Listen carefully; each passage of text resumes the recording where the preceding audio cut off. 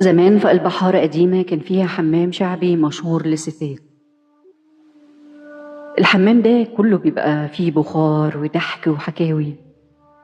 كل واحدة منهم داخلة تفصل شوية من بيتها وهمومها. المية فيه سخنة والونس معاهم مال الجو. وفجأة ومن غير أي مقدمات النار مسكت في المكان. في لحظة الضحك اتحول لصريخ، وكل واحدة بقت بتدور على مخرج ليها. اللي خافوا على نفسهم وعلى روحهم جريوا فورا وخرجوا وما فكروش في شكلهم هيبقى ايه. المهم ان هم يعيشوا.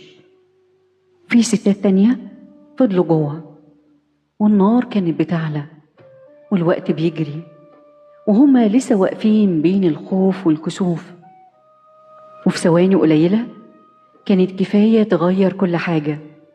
اللي جريوا من غير تفكير نجوا، واللي وقفوا مستنيين واتكسفوا واختشوا ان هم يطلعوا ان حد يشوفهم بالمنظر ده ملحقوش وماتوا. ومن هنا طلع المثل الشهير: اللي اختشوا ماتوا.